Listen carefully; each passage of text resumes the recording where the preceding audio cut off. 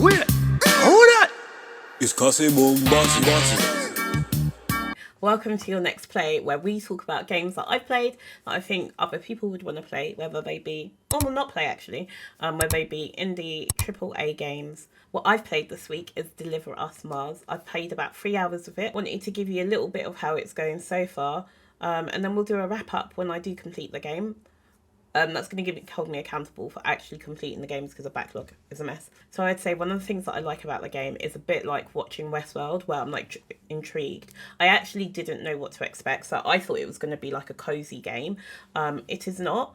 It is like full of suspense, and it's one of those things where you know something's coming, but you don't know what it is. So you're just constantly like waiting for it to like tell you. So that means you're following the story more and wanting to play through with it. So I wouldn't necessarily say it's like slow, but it's just more like it's teasing you, and I do like that about a game. It's not like too rushed, it's not too lazy. One of the things that I did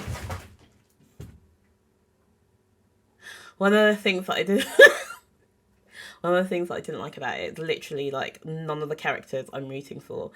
I only like one character, and they're not about, so I'm not really rooting for any characters except for Moonbear. I have my own little Moonbear. Moonbear is the cutest like teddy, and that's about it. I'm rooting for an inanimate object. Okay then.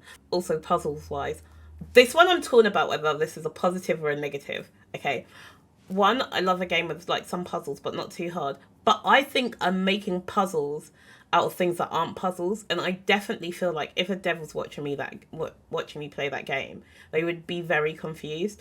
I spent like a while, like a long time, like spend trying to cut off like something from a ship because I thought it was the right thing to do. I want to say I spent like half an hour doing this. I may be exaggerating, I may not. Only for me to die and then go back and realise all I needed to do was one thing that took like 10 seconds. Am I the problem? Yes. Are they the problem? No. Am I blaming them? Yes.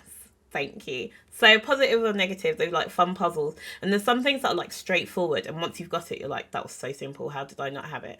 But also, yeah, I don't know. I kind of like that. I don't know. It's like a love-hate thing. I'll see how that is once I get through the game, but I don't want to give you a lot of spoilers because I want you to be able to play the game yourself. Saying that, I'm kind of liking the way that they're building the story and like drawing you in and giving you a lot of background without it feeling like you're banging through loads and loads of text without like really taking in anything. Some of the movement is hilarious. I spent like maybe 20 minutes trying to get the main character to look me in my face, aka the camera, and she does like a lot of like strategic things to never look at me, and I just wonder, has she got a personal problem with me? It's Black History Month in February. It's Black History Month in America. Look at me in my face. Okay, next. It's a single player game. It's a good story. It draws you in. I love the fact that like Frontier Development always like have a lot of passion between when they're like putting out a game. I don't know. I kind of root for like the games that they do because they're always like pockets of surprise. So yeah, I didn't know what to expect. I'm happily surprised. Also, I really like the fact that even though it's a space themed game, and I usually hate space themed games because I just feel like they get overdone, it's given me the fun elements of sci-fi, and also it's a little bit scary. I just constantly am on edge, like something's gonna pop up. And I'd say like TV shows, it kind of reminds me of Extant. It's like Extant, Westworld, Splice. It's fun so far. I'm intrigued with how it goes. Yes, I'd recommend.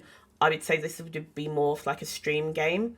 Accessibility wise, it's got a few options. I wouldn't say it's 100% there. I felt like there could have been like better flexibility when it comes to like some of the key bindings, but again, people can shape that to like what they need.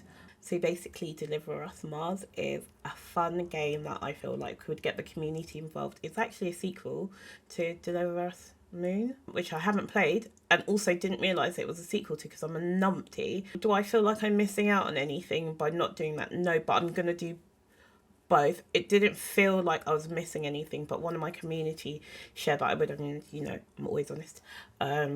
I would 100% say try it.